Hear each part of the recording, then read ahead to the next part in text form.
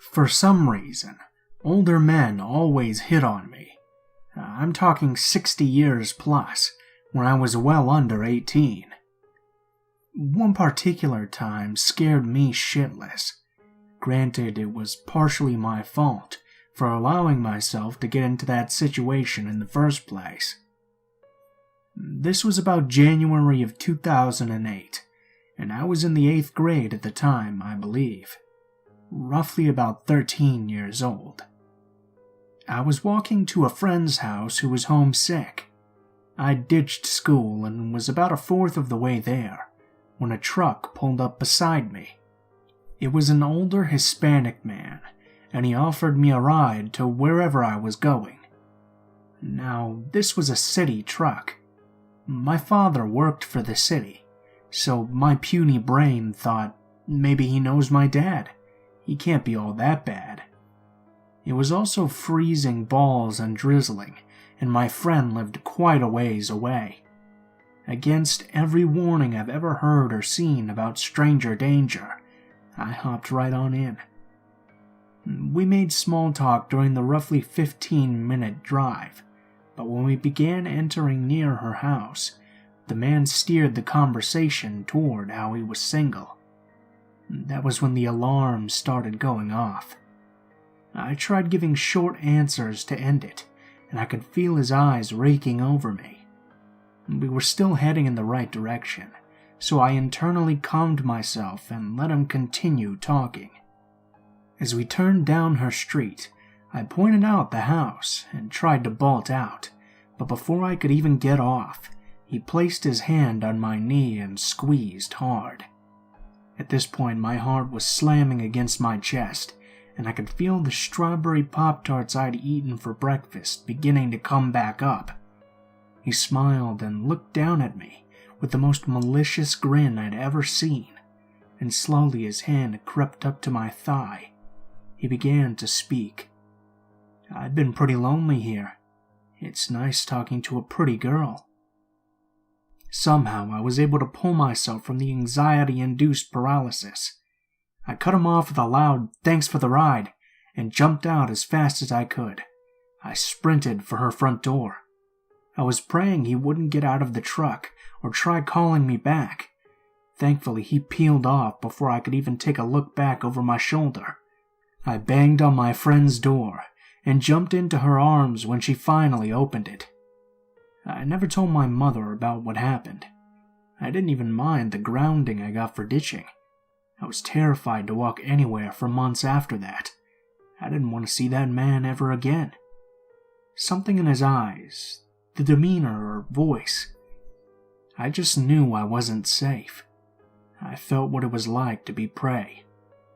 I kicked myself a lot for putting myself in that situation, all the way around from skipping school to accepting the ride and getting familiar. I even told him my name and my father's name. I even felt I put my friend in danger because he knew where she lived now. It was a hard and terrifying lesson on the dangers of accepting rides from strangers. I've never accepted a ride since. I've walked miles in the middle of the night during icy 15-degree weather, ignoring motorists offering rides for the fear of a repeat experience.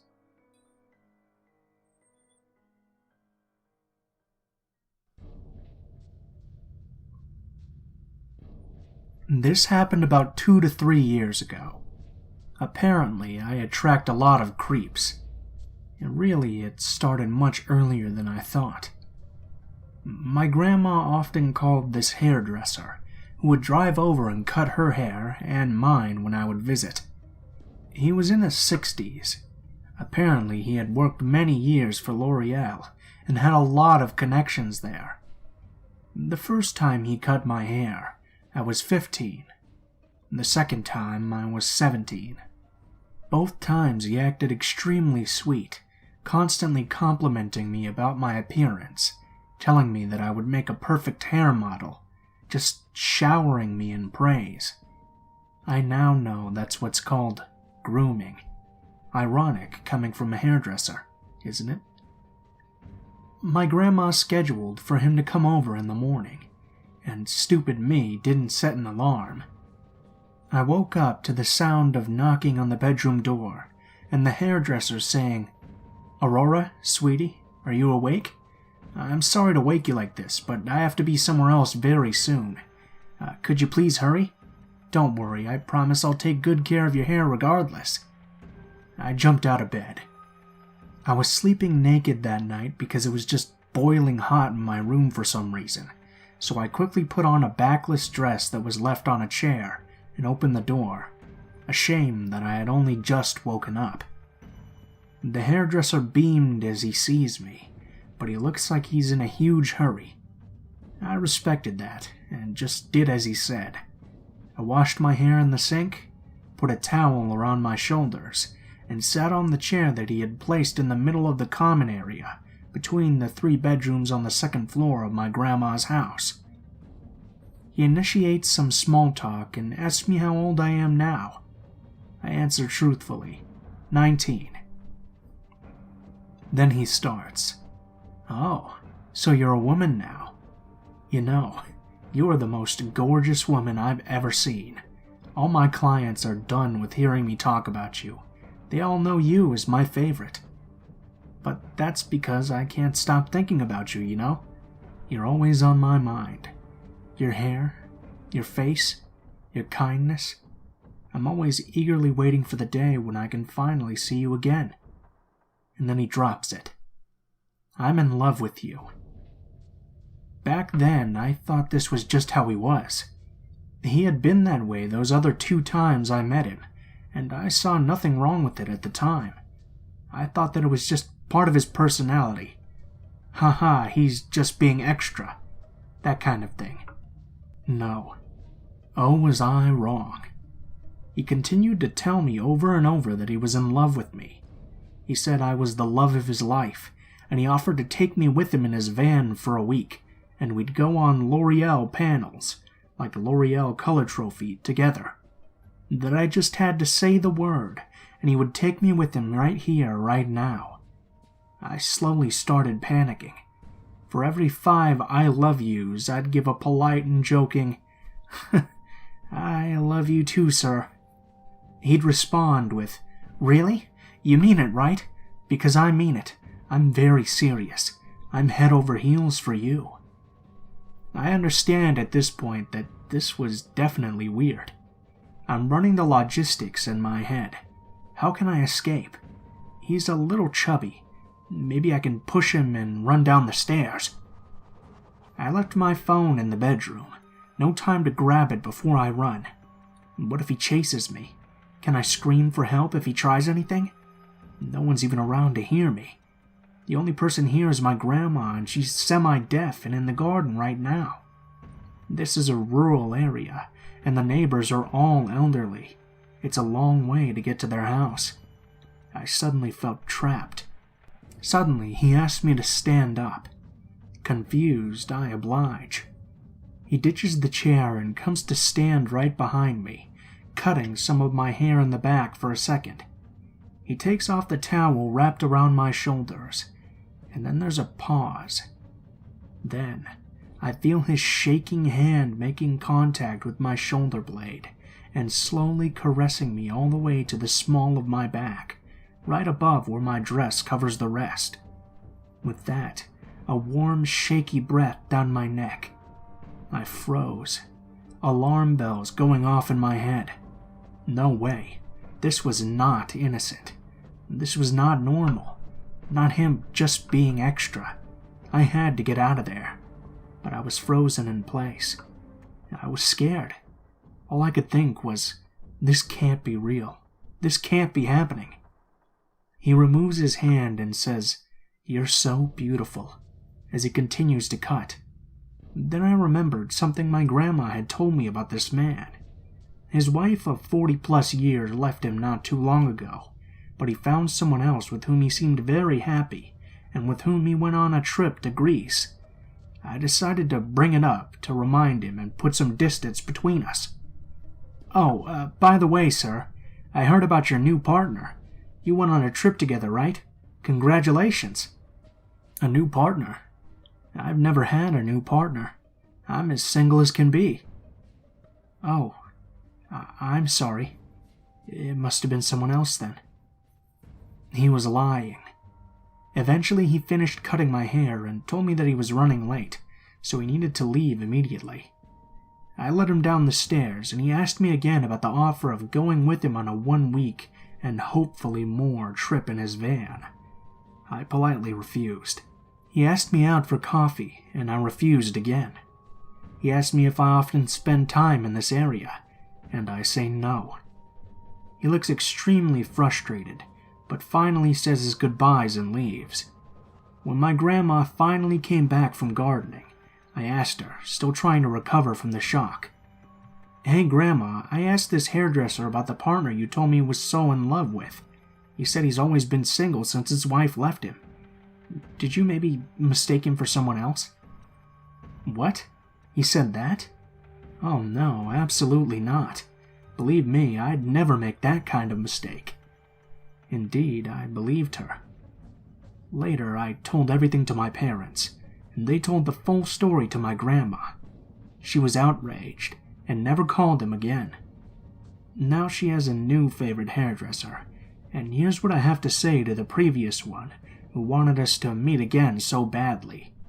Hey, creepy L'Oreal hairdresser, let's never meet again.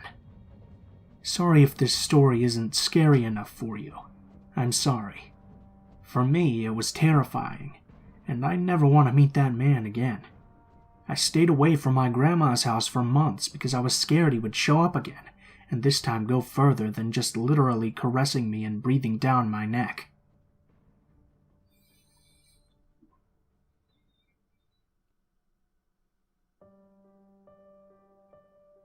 I've been debating whether to post this here or on Tales from the Front Desk, but this story honestly seems more appropriate for a Let's Not Meet. I'm 20 years old, and a front desk agent at a mid-range hotel in a small East Coast city.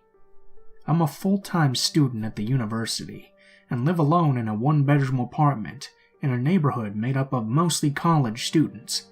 At the hotel, I've had to deal with my fair share of unpleasant or creepy people, since a young woman in a customer service job seems like an easy target. I was used to old ladies yelling at me, or inappropriately aged men making remarks on my appearance like, "You have the most adorable smile," and "I'm sure you're a heartbreaker." I've usually been able to deflect. When I work on weekdays, I'm always on the 3 p.m. to 11 p.m. shift, where we handle the check-ins. It was a slow night where we only had 28 check-ins to deal with, and by 8 p.m., my coworker Mindy and I had done all of our tasks.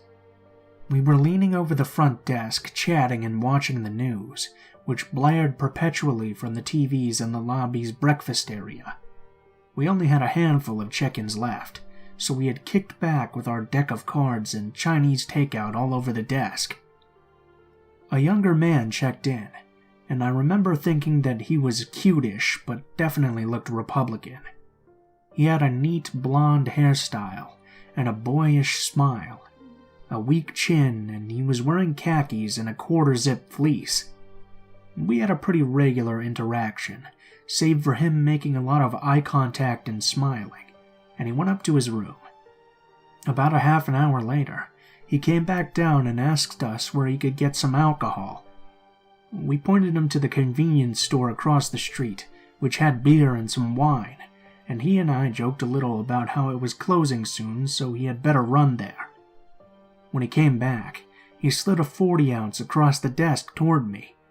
With my customer service smile of vague cluelessness, I asked, "What's this?" "It's for you." He leaned against the desk. Front desk agents have to stand up, so the top tier of the desk was about chest height. When he leaned over, he was right in my face. "Oh, I can't drink right now, but thank you. I think you should be the one enjoying that." He was very insistent. I agreed I would take it a drink after work, and I went into the office and put it with Mindy's stuff. She'd appreciate the free alcohol, but I didn't feel good about drinking a 40 from some too friendly guy. He hung around the desk for a while. Mindy is the type of person that can keep someone talking for hours, even if they don't want to. Her brain just never runs out of content, and she treats everyone like she's known them all for years. This meant that this guy, who I'll call Mr. Hanson, wasn't leaving anytime soon. They were talking about politics, and I heard him throw around some vaguely conservative rhetoric, but I pretended to be engrossed in my homework. He kept glancing over at me and trying to smile, but it was getting really late. My feet hurt, and all I wanted was to be at home in my underwear rolling a spliff with my cats all around me, instead of allowing some weird 35-year-old to think he could flirt.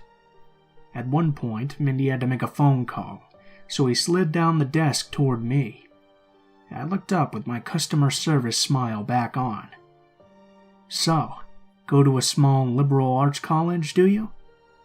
My uniform was short-sleeved, so you could see a couple of tattoos on my arm. I have a nose piercing too, so I assumed that and the music theory homework I was working on informed his guess. "No, I go to the University of the state we're in." The city's main attraction besides its hippies and breweries was my college, a pretty good state school, so it was somewhat surprising he didn't assume I went there instead. He was sizing me up, and I prayed that Mindy would be done with her phone call soon, but it was her long-distance boyfriend. She had wandered into the back office to talk with him. He started talking about his experiences at a southern university, how he was a veteran but got injured so he was living off pension or something, and didn't work and was just touring New England right now. The conversation somehow turned to his love life, but I'm pretty sure I was so spaced out by that point thinking about how I was going to eat at least an entire frozen pizza when I got home, that I didn't pay attention to what he was saying, until it was clear he had asked me a question. "Would you do that?" he asked. "Would I do what?" "Get freaked out because I don't work. A lot of the chicks I date think that's weird." I remember exactly what he said, because I thought it was weird he called girls chicks and how angrily he spat it out. I laughed nervously and said, "I don't know, I don't think so." The hotel was on the smaller side, and I was very aware of the fact that Mindy and I were the only employees in the building right then. He began to ask me probing questions about my love life, along the lines of, "Are you single?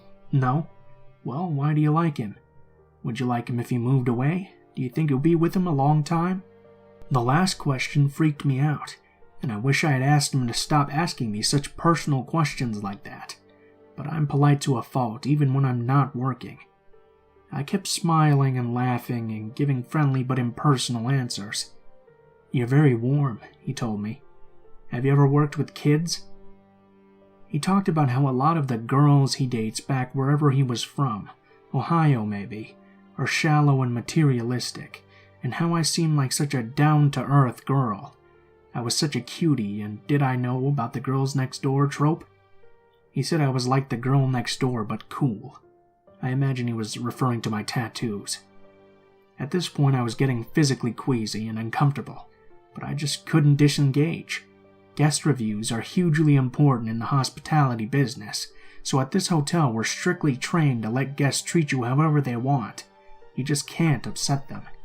It would probably have been reasonable at this point to ask him to leave the front desk, but I felt so helpless, and being assertive with people at work is so against my instinct that it didn't even cross my mind to say anything. Because of this, I had to stay there listening to this man and politely accepting his compliments. I assumed he typically got away with it, since he was somewhat attractive and clean-cut with a slight baby face. I kept praying for the phone to ring, for someone to ask me to perform some sort of complicated and long task so I could go away. But the only time it did was when a neighboring hotel called to ask if we had printer ink. Mindy was on the phone in the back until eventually Sam, our night auditor, arrived. I realized that this guy had monopolized the entire last 2 hours of my shift, trying to get me to sleep with him or admit I secretly supported Trump. Hoping Mr. Hanson would take this as his cue to leave, I went to the office and got my coat and backpack. When I came back out to witness Sam count the drawer, he was still standing there. "Well, I hope you have a good night," I said to him. "Are you walking out this way?" He gestured down the hallway, which led to all of the rooms as well as the door to the parking lot. I told him I had parked out front, which thankfully was true, and was able to get to my car successfully. I sat there for a while responding to the texts that had piled up on my phone, while Mr. Hansen was diverting my attention. It was about a 10-minute drive from the hotel to my apartment downtown, and I noticed that a car was pulling out of the parking lot at the same time I was. It wasn't Mindy's car. She always stayed an extra half hour after her shift technically ended, but there was another hotel next door, so I assumed it was an employee or guest there. I wasn't too concerned when the Nissan was right behind me, but I noticed it had Florida plates, which a lot of rental cars around here do. I took a weird way to get across town after work, which involves cutting through the university's hospital's enormous complex parking lot, which spans about 3 blocks. It wasn't necessarily a quicker route, but I liked how there were never any cars there this time of night, and I could go as fast as I wanted to. The parking lot, as I said, is needlessly complex, which means stoplights which all turn into blinking yellows after 9 p.m., medians and grassy areas placed at random. A lot of twists and turns which all go to very specific buildings and exits. I'm explaining this parking lot in so much detail to express just how strange it was that this rental car was following me down this pretty nonsensical route. It's not a way that any kind of maps or apps would take you, since there are more straightforward streets surrounding the parking lot. I initially assumed it was someone going to the hospital, since it was the only major medical facility in about a 100-mile radius, the only well-funded one in an even larger area. A lot of people and their families stayed at the hotel who were there for the hospital, so the momentary explanation I gave myself seemed feasible. It was maintaining a polite distance, but it was one of those cars with the ultra-bright LED lights, which were blinding my mirrors, so the car was impossible to ignore. It followed me around each and every turn, and at one point, just to see, I went in a big circle around the south half of the lot. Sure enough, the other car made the exact same circle. My explanation, which was already crumbling, dissolved completely when I drove past the entrances to both the main hospital and emergency room. Steady consumption of crime shows, scary movies, and true crime Reddit pages and podcasts had made me a very paranoid person.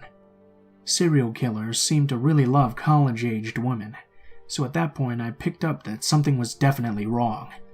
I figured I should avoid going back to my real apartment, especially since it's just begging to be broken into. It has a lot of windows and a very old front door that opens directly to the outside. At this point, I was relatively certain it was Mr. Hansen. Like I said, I'd had guests cross the line before, making me come out from behind the desk to hug them, touching me when I'm straightening up the lobby, asking the front desk to bring a towel and answering the door in various states of undress, but I had never been followed or particularly fixated on.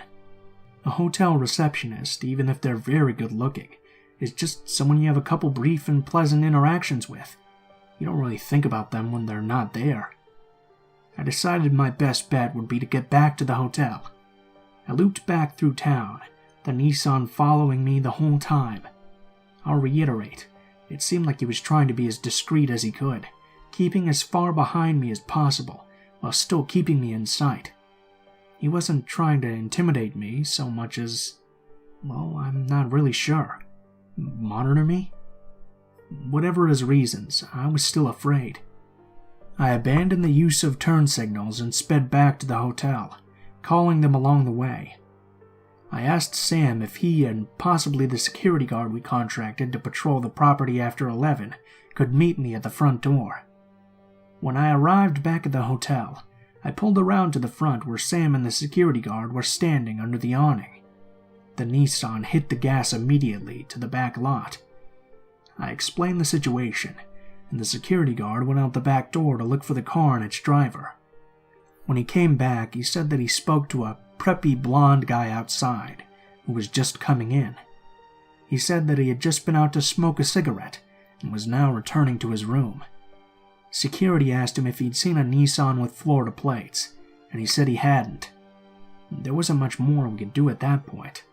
Luckily, I wouldn't be working for a couple more days after Mr. Hansen was set to check out, and we were fully sold that weekend, so he couldn't extend his stay even if he wanted to. All the guests are asked upon check-in to write down make, model, color, and plate of their vehicle on their registration card. Just to confirm, I pulled out his. Sure enough, a silver Nissan Altima with Florida plates. Here's what he wrote on his TripAdvisor review. Great stay. The room was clean and the breakfast was hot. That's all I can ask for, I guess. The best thing about this hotel brand was the staff, though. Had a lovely time with the two ladies at the front desk. My name, especially. A very sweet girl. Hope I'll be seeing you sooner rather than later. Well, Mr. Hansen, we won't meet again, because my manager put you on the banned list.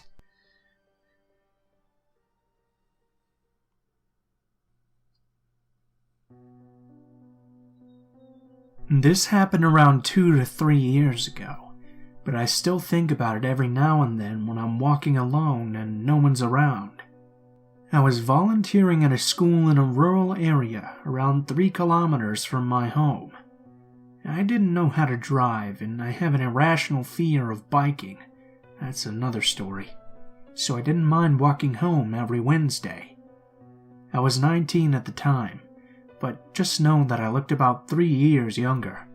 I was short and had a very round face with big eyes. It was winter, and it was cold. It was raining too, and I had no umbrella. It's fine though. I like the rain, and I was covered from head to toe, so I still enjoyed my peaceful walk with music blasting through my earphones. As I was walking, I saw something in my peripheral vision that I was always scared to see in a situation like this. A car slowing down and following me. I didn't know what to do. I tried not to assume the worst, and I turned to see whether that was the only car on that road, or if there were some potential witnesses in case something happened.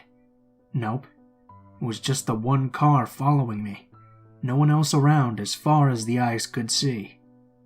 The driver lowers his window, and I see his face. It's an old man. Seems to take care of himself, and unfortunately, he's definitely not weak-looking. His eyes were fixed on me. "Where are you going? Would you like me to take you somewhere?"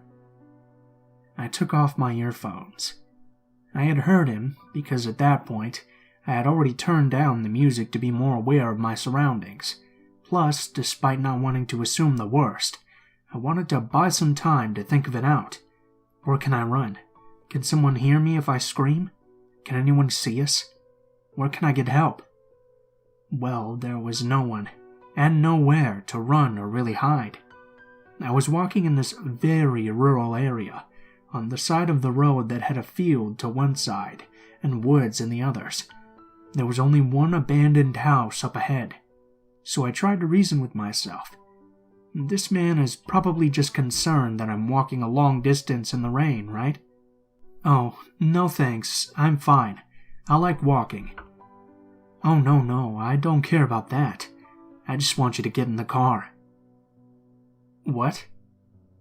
Maybe he's concerned because it's raining and I don't have an umbrella?"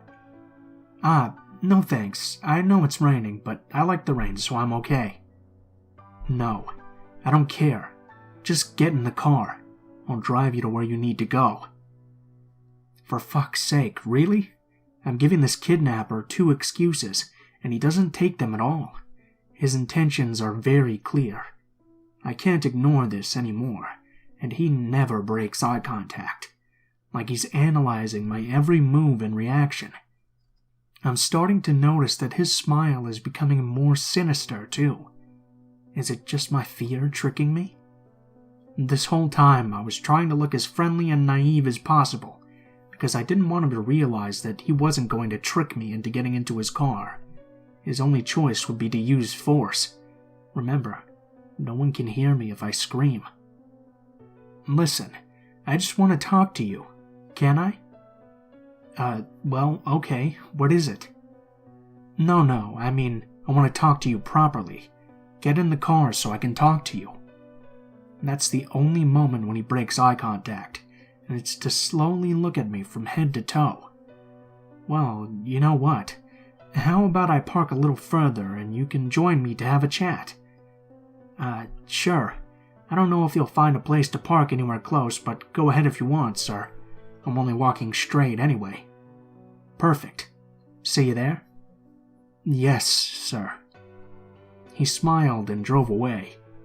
I waited for his car to be far enough so he couldn't see me, and immediately ran towards the abandoned house to hide, while I called my mom for her to come get me. The police wouldn't do anything since I'm not in immediate danger. We've tried to call them once after serious threats from a stalker, and they told us not to call them unless the stalker was on our property. I explained everything to my mom, and she told me to send her a screenshot of Google Maps with my exact location, just in case something happens. To stay hidden while keeping an eye on the road, to see if the man's car appears again. I was about to end the call, when I saw his car drive by again. And what do I see? He's looking right at me, as if he already knew exactly where I was hiding. He waved to me with a smile on his face, still with this trying very hard to seem friendly vibe.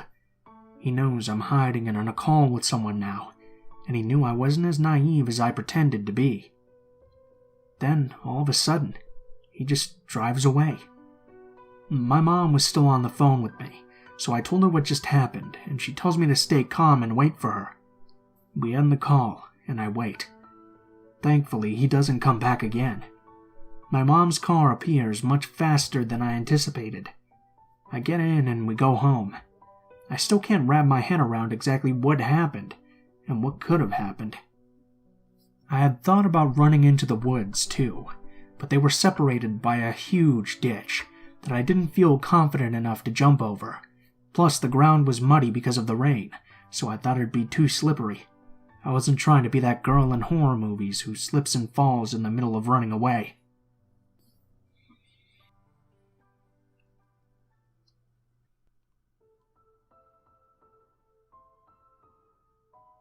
What is up, guys? Blue Spooky here, as always. Thank you guys so much for watching, especially if you made it this far to the end of the video. As always, be sure to let me know what you guys think, and please feel free to like, comment, or subscribe if you feel so inclined. I know some people have also had some problems about videos not appearing in their sub box, so please make sure to hit that little bell if you guys want to always be notified of when my next video comes out. As always, links to all of my social media will be in the description of the video below.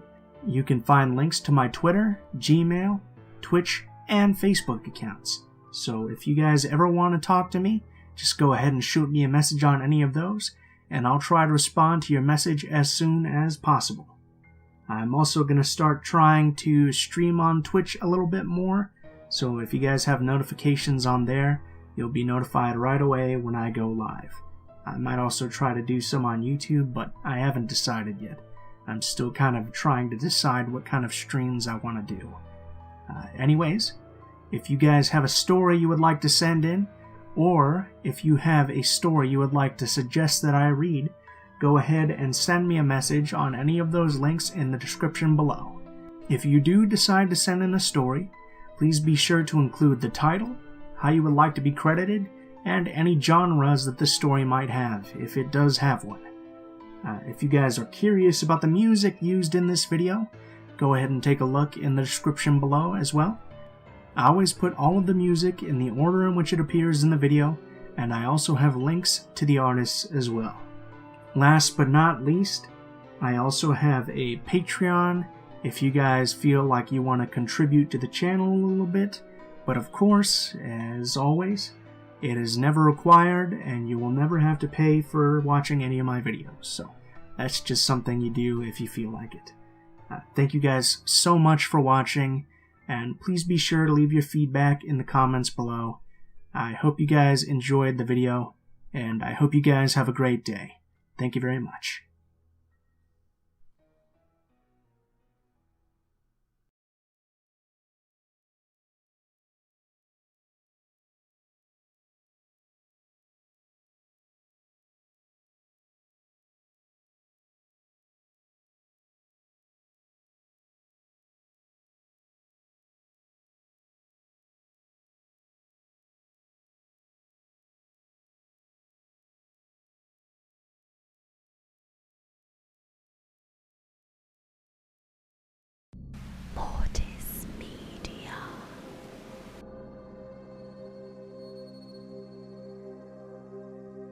Good evening all, and welcome.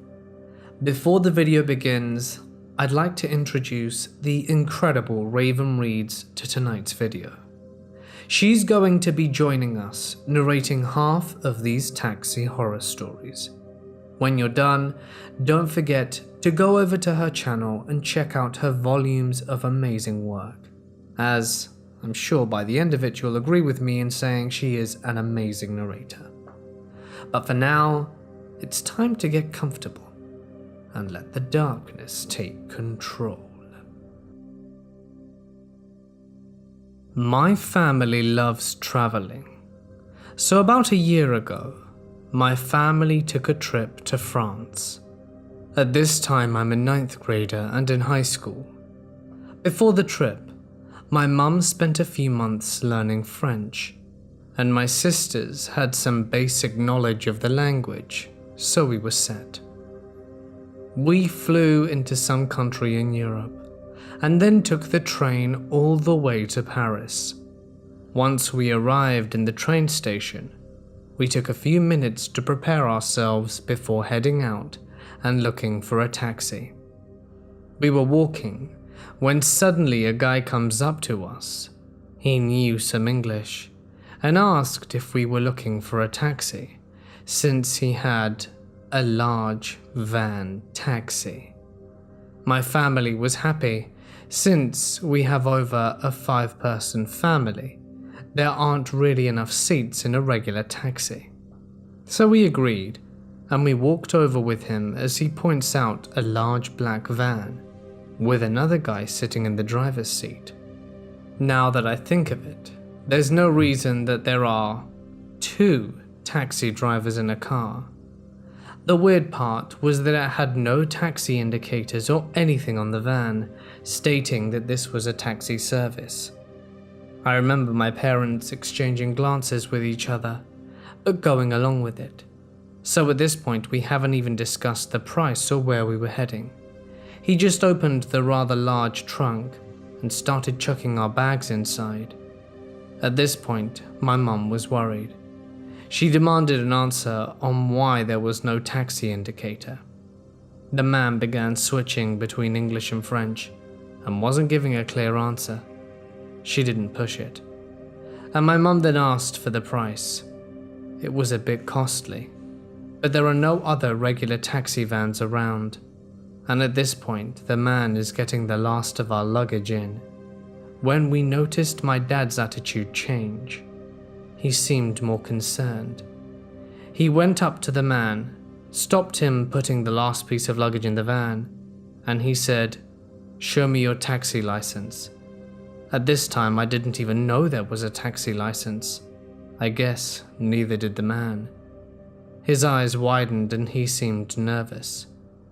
In very broken English, he said something along the lines of, Right, taxi license." He pretended to pat his pockets and acted like he left it at home. My parents at this point quickly grabbed the luggage and said thank you. We didn't need the taxi anymore. They quickly took us across the street and merged us into a large group of people getting away from the black van. We eventually found a taxi terminal and found a large van, and we never spoke of the event again. But I feel like I was that close to finding out whatever these people planned on doing with us. This happened in April of 2018. I was about to take my lunch break at work when a friend of mine called and invited me to her house for lunch because it was her father's birthday. My workplace is 15 to 20 minutes away from her house, 45 to an hour if the traffic is heavy, so I didn't want to come at first. My friend insisted and said that one of the foods being served was carbonara, my favorite. Once I heard that carbonara was on the menu, I didn't have a second thought anymore. Knowing that I only had an hour for lunch, I ran to the taxi stand outside my workplace and hailed a cab to drive me to hers. When I boarded, I thought the taxi driver was a really chill person, smiling at me through the mirror and initiating small talk. He asked me questions about the weather, the traffic, which was really heavy at the time, and other things. It was pretty uneventful. He talked about himself. He was an overseas worker from Saudi Arabia who had just been vacationing in my country and had enough to buy a vehicle for a taxi service. He was a 40-year-old bachelor, and he said that his place was close to my work. I told him that I was on my way to a friend's to celebrate her father's birthday. I think sharing information on the road with a taxi driver is pretty commonplace and harmless, and I was in a pretty good mood back then. He started asking me if I had a boyfriend. At that point, I didn't really mind. Many people always say that I can pass off as Indian. Indian women are often perceived as attractive in my country, or for most people I know, and I seem to harbor the attention of older guys, 40 and over. I told him no. I can tell that he checked me out through the mirror more often, asking why I don't have a boyfriend if I was so pretty and petite. His interest peaked, and so did my alarm bells. By this time, the traffic is still unabated.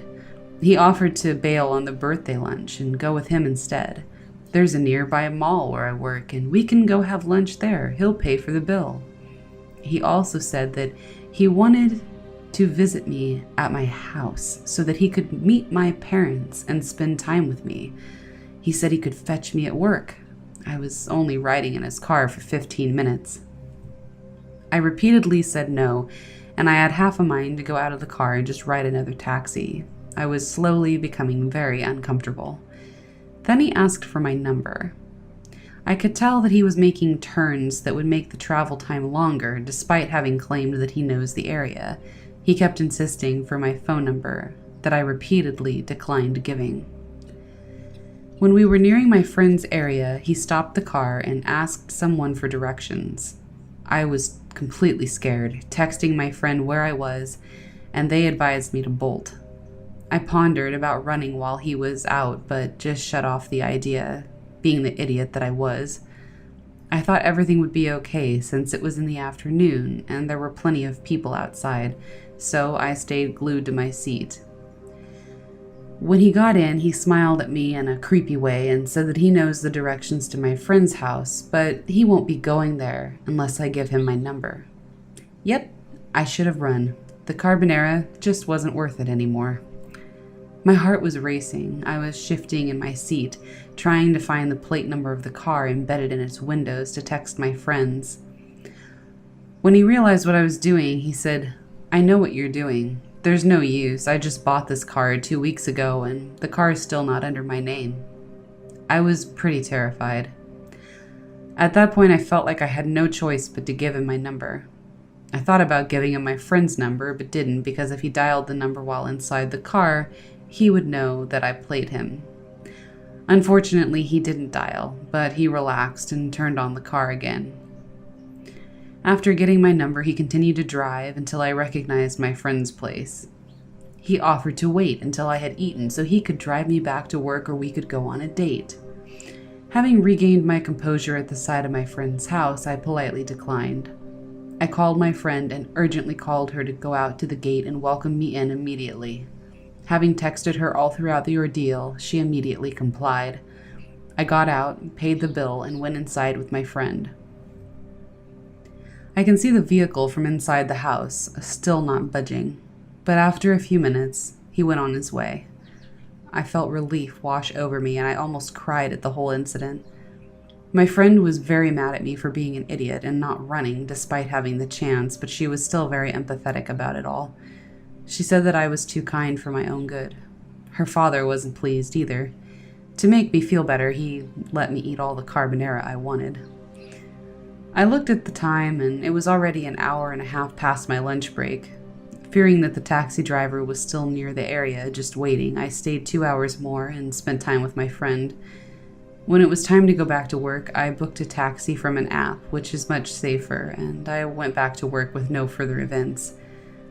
I still got texts and calls from him a month after the ride, but of course they all went unanswered. I never saw him picking up passengers at my workplace again either, and I hope it goes on that way permanently. The incident made me think twice about riding taxis alone, even in the afternoon. but I'm glad I'm able to get past that and be my normal self again. So, creepy taxi driver, let's never meet again. It was May 19th of this year, my birthday. Me and my mum were just leaving a music gig from a coffee shop, and my mum decided that she'd rather us take a lift than the bus, because the buses around here are extremely dangerous at night, with all of the drunk people and people with guns who start a fight. We've never had a bad or strange Uber or Lyft experience before this one.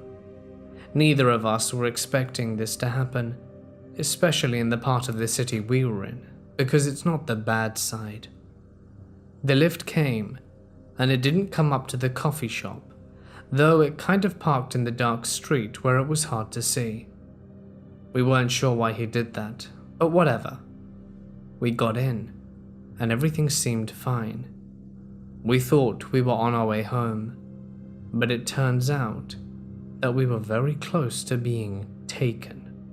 We both noticed that he was taking a weird route at first, that turned into him not even going in the direction of our town.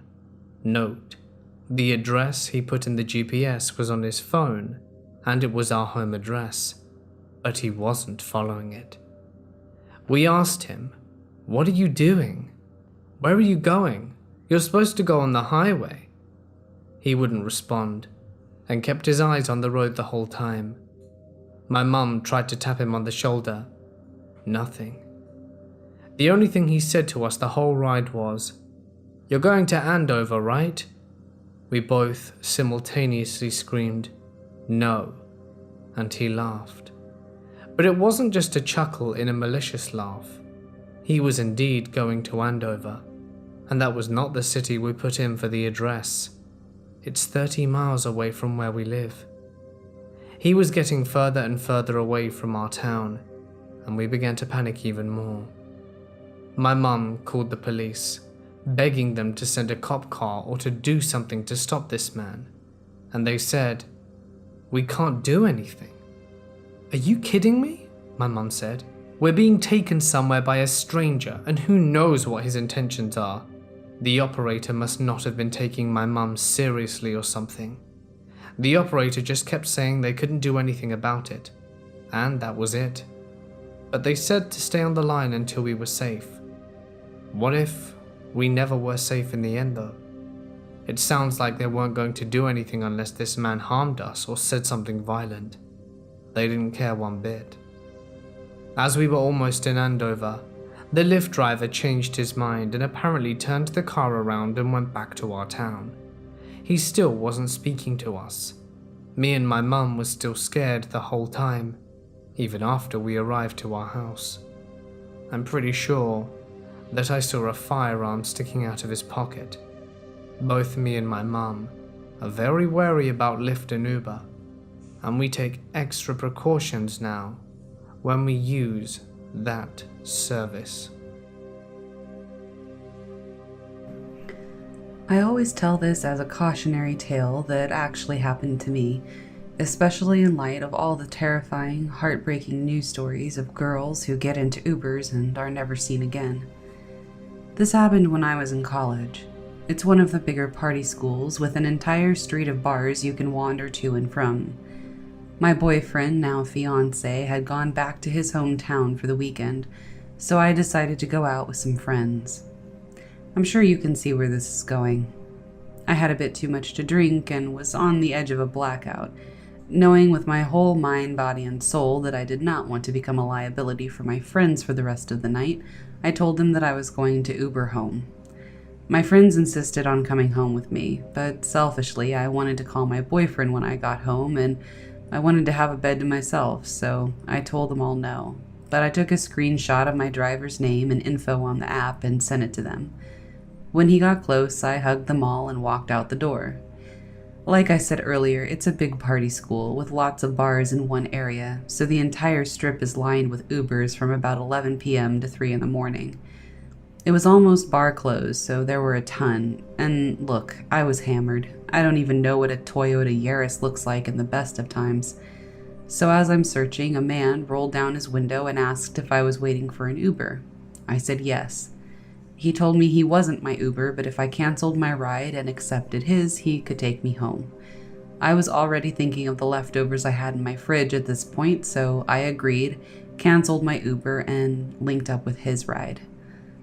He was super nice, and he was an Uber driver. I've heard of stories of fake Uber drivers, so I did make sure he was legit. He called me beautiful a few times right off the bat, but hey, I was a girl in college, so I got that a lot. I remember we talked about our favorite books. I told him I was an English major, and he was super interested in listening to me talk about tutoring ESL students in my free time on campus. He was an immigrant who had to learn to speak English, so we lamented about how awful it is to learn such an intricate language, but how rewarding the success was in the end.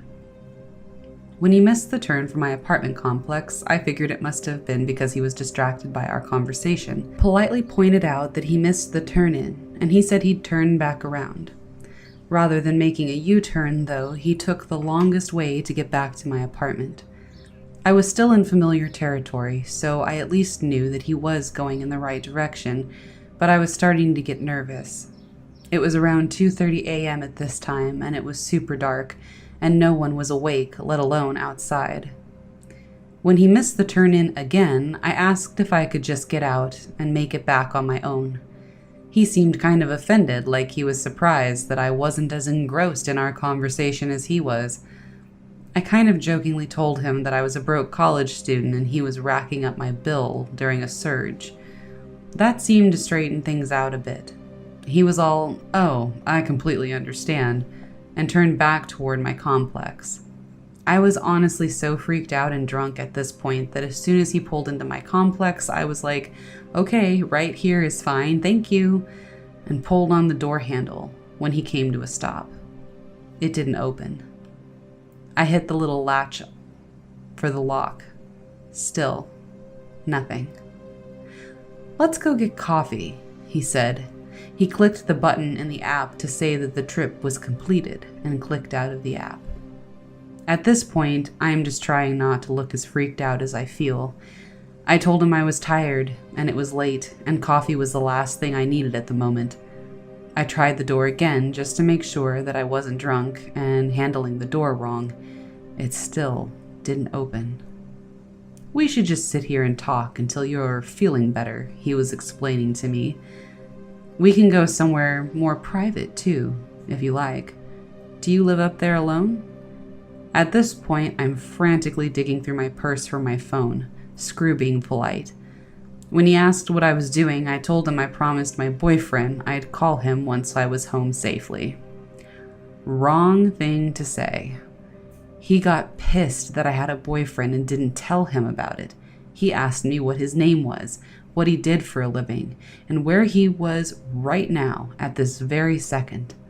When I gave half-hearted answers, he got even angrier. He demanded to know why a boyfriend of mine would be stupid enough to leave his girl alone with another man. He repeated it twice. At this point, I'm just trying not to cry.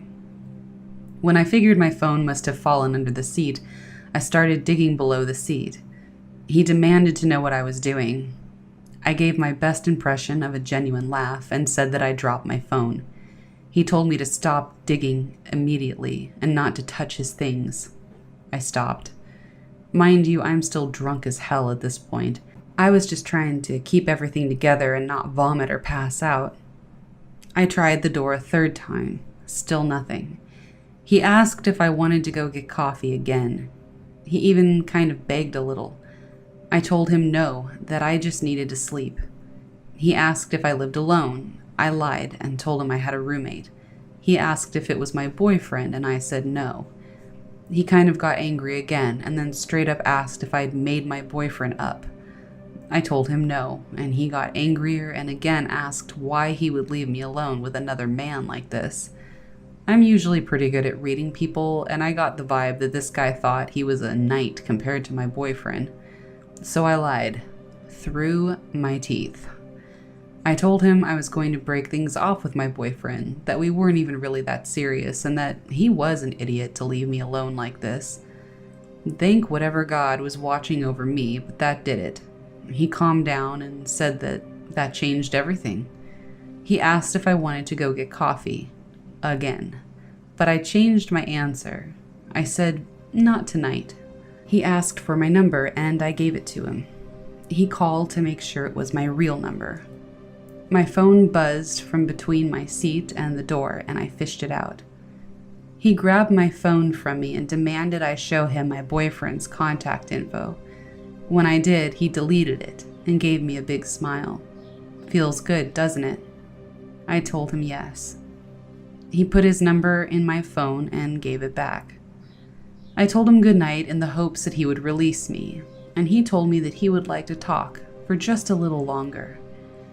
I had to stay locked in that car with him until 4:30 in the morning. I don't even remember what we talked about. He asked if he could hold my hand at one point, to which I said I need to break up with my boyfriend before I do anything with you. Thankfully, he liked that answer. When he finally let me out, the door was child-locked, so it could only be opened from the outside. The windows were child-locked as well. I walked up the wrong building step and crouched down in the shadows of some random person's door until he drove off. I sat for another 10 minutes and then sprinted to my apartment. After crying on the floor of my kitchen for a while, I called my boyfriend and explained to him what happened. His response was the one I get from everyone when I tell this story. Report that guy to Uber. But even though he didn't know which building in my complex I lived in, he still knew where I lived. I was terrified of seeing him again. I was terrified of calling an Uber. To this day, I refuse to Uber alone, and I make sure I have my phone in my hand every time I get into an Uber now. I realize this could have been a lot worse, and maybe he was just a good guy with the wrong line of thinking, and he did mean well, but I was terrified I wasn't going to make it to my apartment that night. Please be cautious when getting into an Uber. And, Uber driver from hell, I know we've technically met before, but I'm going to have to take a rain check on that coffee date. Forever.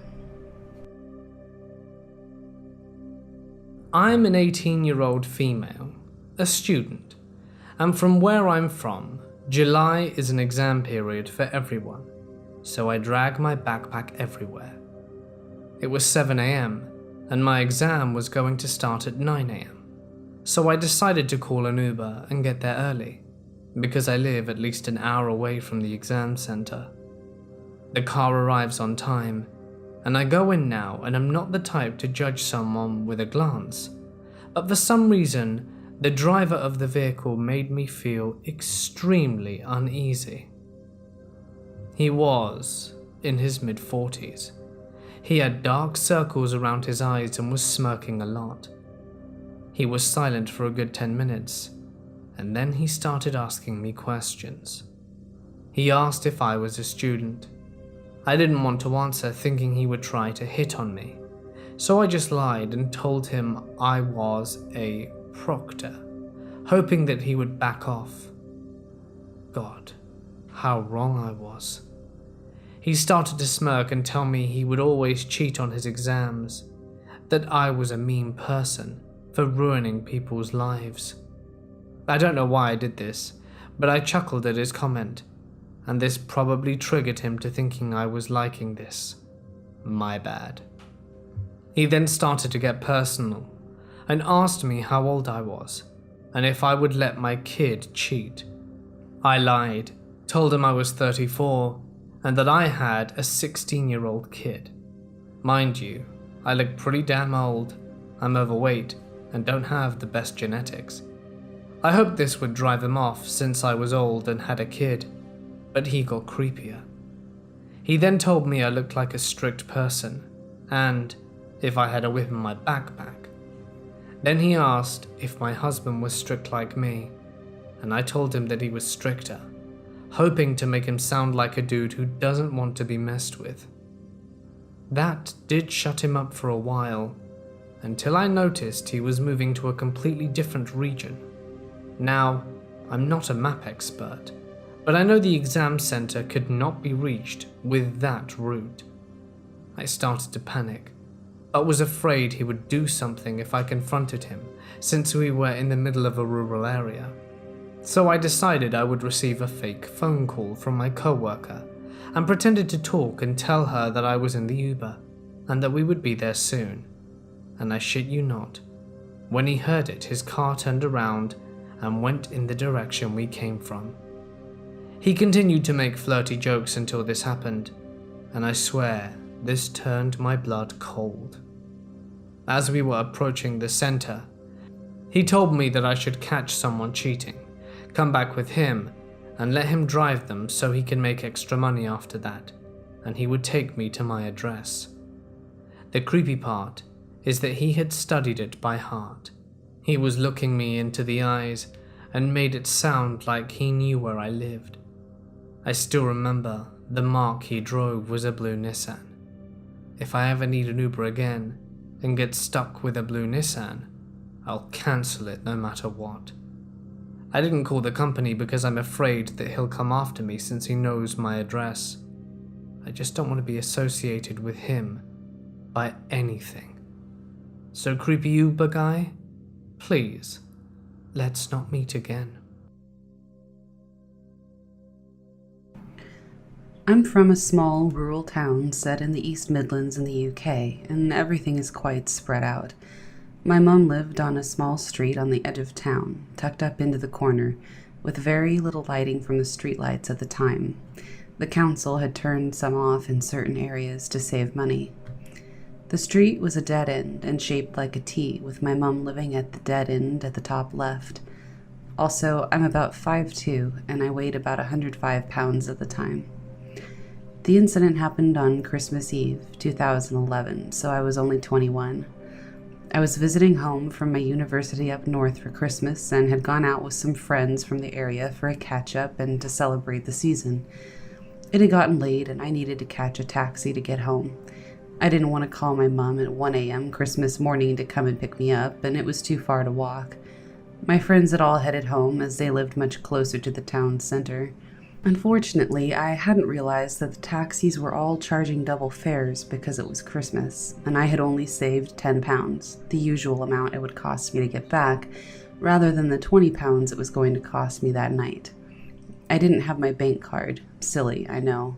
And I thought that I was going to have to wake my mum up after all, when one driver pointed out that it was Christmas, so he would do it for the £10. He leaned over and opened the passenger door, and I climbed in. Now, in the UK, black Hackney cabs don't really take passengers in the front seat. You're meant to sit in the back area normally. I was drunk and honestly just grateful for the ride, and I didn't think anything of it. I gave him the street name and we set off. He seemed very friendly, asking how my night had been, what my Christmas plans were, and just regular chatter. At some point, I mentioned that I was visiting from university, and he asked what I was studying, to which I replied, motorsport engineering. At this point, he became fascinated with me and what I was studying. He kept making comments about how he would never have imagined a girl as young and beautiful as me would be interested in cars, how amazing that was, how he thought it was incredible, etc., etc. I thought it was odd, but I'd had some weird reactions when people found out what I did before. Apparently I don't look like an engineer, whatever that looks like. So I just smiled and nodded to keep things friendly as we were nearly at my street. Then things got a bit weirder. We pulled up in front of my street, a few doors down from my house, and of course it was super dark. I'm drunk, tired, and a bit creeped out by his obsession with me and what I study at this point. He's still going on about how he would never have believed it. I was too pretty for that. He would love to see me working on cars, and so on. So I just try to give him the money and get out, but he won't take it. Just ignores my hand, waving the money around, and keeps talking. He had also leaned a lot closer at this point. I tried the door handle to let myself out, but the locks were engaged, and I couldn't find any way of unlocking it in the dark. He completely ignored my attempts to open the door and just kept talking to me. I can't remember everything he said anymore. Mostly he carried on the same way he had been, but with more references to watching me bend over. I was really freaked out by this point, and I tried to say that I needed to go several times, but he just kept ignoring me and saying how he loved how incredible I was. He didn't even know me. We'd been sat in the dark at the end of my street for about a half an hour at that point, with his engine and lights off. There was no way that anyone from the houses would have even been able to tell that there was anyone in the car if they had looked out their window. Then I saw a light turn on in my next door neighbor's window, up the street across from us, and I blurted out, "Oh, that must be my mom waiting up for me. I better head in before she calls and starts to worry." The look on his face was genuinely terrifying. He looked like a combination of angry, disappointed, and also contemplative, like he was trying to decide something. I waved my money at him again and pulled on the door handle, and this time he popped the locks and let me out. I ran all the way to my front door and let myself in before locking everything behind me and peeking out the curtains. He didn't drive away for another few minutes, and I remember being aware that he saw me go into my house and also must have known that I had lied about the light being in my mom's house. I never saw him again and went back to uni 4 days later. I told my mom what happened, and she insisted on driving me around for the rest of my stay. To this day, I still get nervous taking taxis, and I always message someone when I have to use one so they know where I am and when to expect me. So, creepy taxi driver, let's not meet. This happened 5 years ago, when I was about 15 and not very smart. I was still in school, and back then I lived in a small apartment complex with about 4 or 5 apartments and 2 stories, with my mother, brother, and sister. That day, I wanted to go somewhere, and my mum didn't let me. So later that day at about 8 p.m, my mother and brother took my sister to the hospital as she was feeling a little bit unwell. Me being the rebellious teenager I was, I got dressed and went out. It's appropriate to mention that my apartment was right by a branch off the main street, so the only thing separating the building was a fence. Inside the fence, there were some parked cars and big trees. So I walk out of the house and walk a little further ahead to a taxi stop, and I did. The minute I saw the driver, I was creeped out immediately. He was so creepy and had an unsettling vibe to him. We negotiated on the price, and I tried to bid higher so he could refuse me and leave. When he persisted, I told him I changed my mind and wasn't going. I headed back to my apartment building, and I was surprised when I looked back and he started to follow me. I was scared and began running and hid behind the cars and trees. He literally went behind my tail and into the fenced land and apparently couldn't see me. I could see his feet from under the car and was about to burst into tears when he left and drove off. I didn't go back to my apartment, but I went to my neighbors and had their son accompany me into my house. That night, I cried and was shaking with fear all night long. Looking back now, I realized so many things that could have gone wrong. Him knowing where I lived and going out late at night in a not so safe area, and me being a small 5'2" teenager. That was really dumb on my behalf, but I'm glad that we moved shortly after. Some background. This happened a few months ago to me and my girlfriend. I'll be referring to her as Jay in this post, when we went on our first holiday together. We had decided to go to Paris, but could only afford 3 days, so we had to cram in an awful lot of early traveling into a very short amount of time.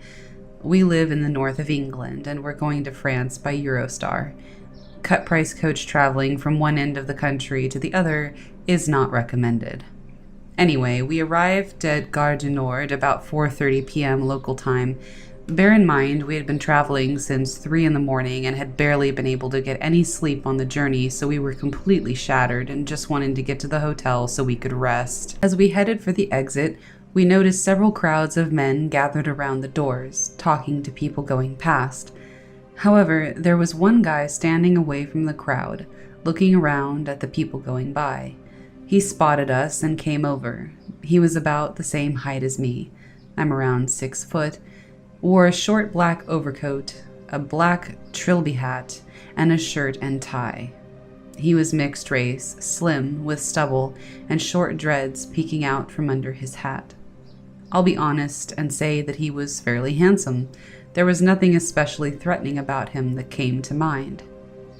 Anyway, he came over and asked, "Do you want a taxi?" We went along with it and told him that we did, and he told us to come with him, all smiley and friendly.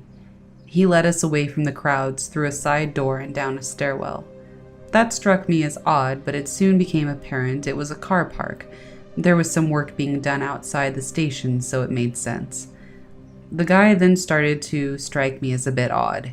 He was almost disarmingly cheerful and friendly, and he kept trying to take Jay's bag for her, even though she repeatedly insisted that she was fine. After a minute or so of traipsing around the car park, we got to his vehicle. This was when I started to get the feeling that something was up. It was a nice car, but there was no taxi sign. In fact, there was nothing at all about the car or the guy that screamed taxi to me. He took our bags and put them in the boot. Then what he said next really weirded me out, and I don't know why we didn't just grab our bags and leave then. "You get in the back, and you get in the front." The person he wanted in the front was me. That just came across as completely weird, but being idiot tourists who hadn't slept since about 5 p.m. the previous night, we carried on as normal and got in the car. Once inside, he told us that it would cost 45 euros to get to our hotel. We were staggered by the cost, but knew that Paris was expensive, and I think we were frankly kidding ourselves by pretending this was just standard procedure on holiday. Anyway, he sped out of the car park with the radio on full blast. Every time he spoke, he sounded nervous and jittery, high-pitched, and peppering his sentences with high-pitched laughter, either like he was in the last place in the world he wanted to be, or he was very excited about something. We were both getting a little bit weirded out at this stage, but he was going too fast. It was then that a very happy accident happened. Somebody's car had broken down right in the center of the ticket gate, and we were trapped behind them. Our driver leaned out of the window and started shouting and swearing at him in French. His tone of voice was just completely off for normal road rage. He sounded borderline terrified. A park attendant rushed around the other car to sort out their problem. I took the chance to ask the driver if he had any kind of taxi driver's ID. His face momentarily fell, but he started smiling again pretty soon. He said he didn't understand, but I didn't believe that for a second because his English had been impeccable up until then. I asked what taxi company he worked for, and he replied Uber. I kept pressing him for ID, but he kept saying that he didn't understand, or that he didn't need one. It didn't matter. I looked back at Jay, and we both just nodded and simultaneously got out of the car. He shouted after us, but we were gone. I went to the boot to get our luggage, and he sped forward. Jay was still halfway out of the car door, and I thought for one horrible moment that he was trying to drive off with our things, or, at worst, with Jay still in the car. But the other car stalled again, and he got about a half an inch before the attendants rushed around him and started to shout at him. Some of the attendants came up to us and were very supportive and kind. They told us where to find the real taxi rank and to avoid anyone like that in the future. They told us they have had a lot of problems with people like him before and that you can never be too careful. They told us that the best case scenario is you get ripped off for about 40 or 45 euros when you can get a real taxi for 10 or less. They didn't tell us what the worst case scenario was, and I'm quite glad about that. Anyway, we found a real taxi driver and he took us to our hotel safely. We got in and went straight to sleep, although we were both a little shaken by what had happened. In retrospect, I think he was probably just aiming to rip us off, but there is still a little part of me that wonders if his demeanor was indicating something more sinister. Call it holiday maker's naivety or whatever. Either way, we both felt so stupid for a long time afterwards for going along with this guy, and we were both so grateful that the car in front of us encountered problems and that the car park attendants were doing their jobs so well. So, creepy Paris taxi driver, let's not meet. In January 2011, my then boyfriend and I flew to New York City for his 21st birthday. We were both excited. We'd never been overseas before as we're Australian, and were really looking forward to seeing the city. We arrive at JFK around 10:30. We were so exhausted. Our luggage seemed to take forever to get off the carousel. As we were waiting, we listened to the warnings over the loudspeakers that stated we were only to get into the yellow taxi cabs and not get into unmarked cars. We got our luggage and headed for the exits, where there were a few taxis and one guy in a driver's uniform who came up and asked if we wanted a ride. We say yes, and he takes my suitcase and starts heading across the crossing. At this point my stomach drops, because he walked past the taxis and continued into a dark car park across the road.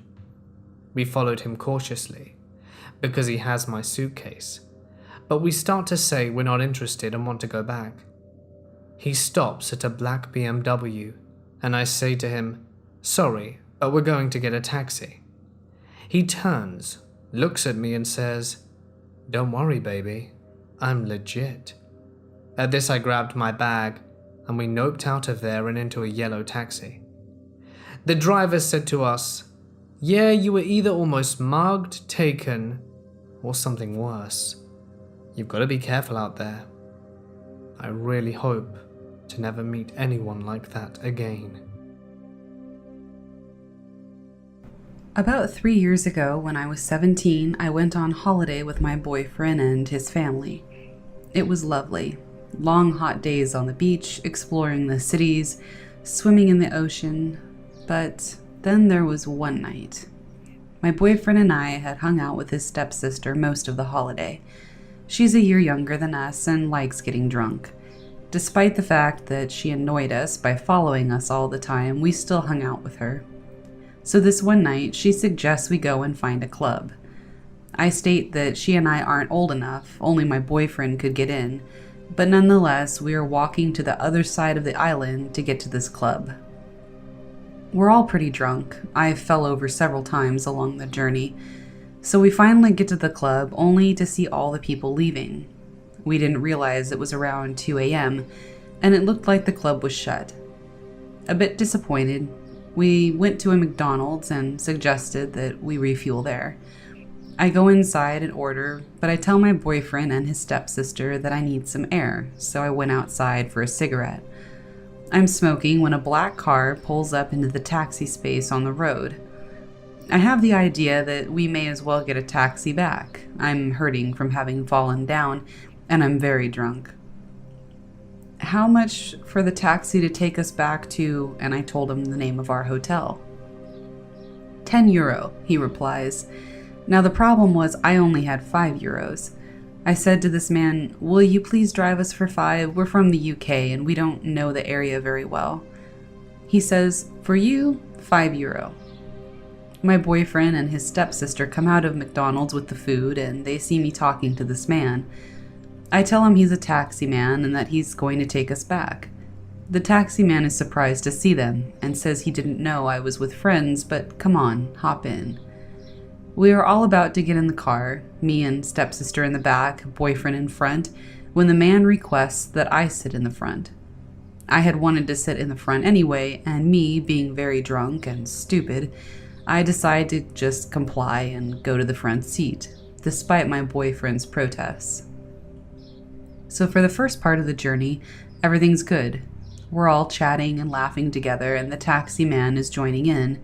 We have music on the radio, and I'm looking out the window at the wonderful oceanside views. Plus, the cool air is nice on my hot, drunken face. We all continue chatting away, and the taxi man is being friendly, asking us questions about the UK and just generally making conversation. We all start laughing and chatting again, and he takes my hand, his right hand on the wheel. Bear in mind, this man is probably about 50, very chatty, so at first I didn't think anything of it. I thought he was just being friendly. Throughout our conversation, he's holding my hand every now and then, and I start to feel a little uncomfortable, but I shrug it off. But then it progresses. He placed my hand on his thigh, holding it tight in his hand. I move over in my seat, away from him, but he keeps his hand there, and mine. I turn around and I see stepsister in the back, and she mouths, "Are you okay?" I nod because the man has now let go of my hand. I see the stepsister whisper something to my boyfriend, and they go quiet for a minute. Seeing as he let go, the conversations continue. I can see that we're getting closer to the hotel, and I'm just wishing us to be there quickly.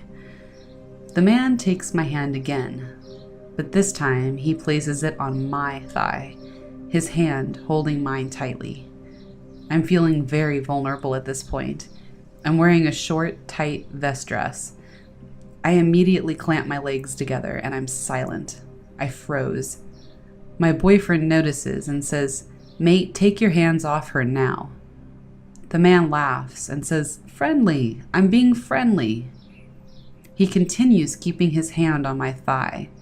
At this point, my boyfriend and his stepsister are saying, "Stop it, pull over." But he says we're close to the hotel now. I feel sick, the alcohol creeping up in my stomach and throat. The man is still grasping my hand, and he moves it further up my thigh. I'm completely stiff at this point, knowing that if I let my legs relax even in the slightest, things would escalate. But they did anyway. He guided my hand up, and with one of his fingers he touched me.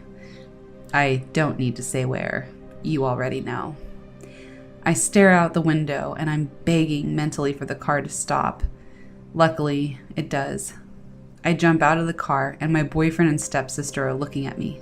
"He touched me," I say. My boyfriend races over to the driver's window, shouting and screaming at him, but the man speeds off very fast. And as he does, my boyfriend kicks his license plate, and we see that it dents. We go back into the hotel, and needless to say, I drink more. The next morning, we're going on a boat trip, and my boyfriend's family are asking if I'm okay after hearing about what happened. I say that I'm fine. It's over now, and it could have gotten a lot worse, and I hope I'll never see him again. We leave the hotel lobby, and that's when I see them. Taxis. White taxis, with a yellow taxi sign on top of them. I head over to one. "Excuse me," I say to the taxi man, "are all the taxis white here?" "Yes," he says. "Only taxi colors are white with the sign on top in yellow." I feel my insides churning. So let me recap this. A 50-year-old man thought that I, a 17-year-old, was alone and pretended to be a taxi service to get me into his car. Gross. Creepy taxi predator, please, let's never meet again. I am currently living in the Middle East. One night, I decided to go more strolling and watch a movie with a friend of mine. We stayed there for quite a few hours and didn't realize it was already late. We had parted ways. She went home first and I was still waiting for the cab I booked. When the driver came, he was perfectly fine. Nothing sketchy, or so I thought. He was just quite annoying. He was asking too much, asking question upon question. What my name was, where I was originally from, how long was I staying abroad for, where and what was my work, if I have kids or a significant other. It felt inappropriate, so I refused to answer some of them. I just nervously laughed to signal I was getting uncomfortable, but he kept throwing questions at me. I didn't have the heart to tell him to stop asking, or to let him know it was making me feel uncomfortable, so I messaged my friend to call me. We have this safe word we say to each other if we need help, exiting from a horrible person, conversation, or situation. And so she called. We were talking already, but he was still murmuring some stuff. A few seconds later, he turned on the radio and put the volume up, loud enough for me to barely understand my friend. This is when I got really scared. And then he began holding my other hand, like that scene from Titanic when Jack was intertwining his fingers with roses. And then, my mind suddenly shut down. I froze and didn't know what to do. And then I finally heard on the other line, "Hello, are you still alive?" I came to my senses and shouted, "Let me go." He said, "No." I told him I was going to call the police if he didn't, and so he stopped and dropped me off somewhere still far from home at 12 a.m. I called my sister to come pick me up. When we reached home, I was so thankful I was alive. For 1 second I thought I was breathing my last set of breaths. So to the cab driver, I don't think I was overreacting, and your gestures were really weird. Not cool. Let's not meet again.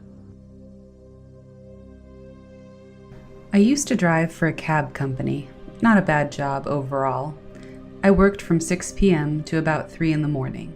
The busy shift for us, because the city buses quit running at 6 o'clock at night. The drivers were all union and the cost effectiveness just wasn't there to run them all the time. So our company would always get a bunch of calls from people needing rides home or out to run errands and whatnot. I picked up this lady who chatted the whole drive, saying how cute I was and asking about me. It's a very customer-oriented job, so I couldn't just tell her to shut up, so I did my best to be friendly. She exited the cab, gave a wave, and was off on her way. The guy who was ride-sharing with her commented that the woman really wanted me. I turned and said it was awkward and weird, and we shared a laugh about it, and I dropped him off and he covered his share of the fare. The woman called the company a lot after that night, requesting me to be her driver. With how busy we were most of the time, the dispatcher would just say she was out of luck because I had other rides on the other side of town or I wasn't working that night. Unfortunately, this gave her my schedule, so she only started calling on the nights that I worked. Every time she'd luck out and get me as a driver, she'd just make the whole trip awkward, talking about how she wanted to travel around and how I could go with her and how cute and nice I was.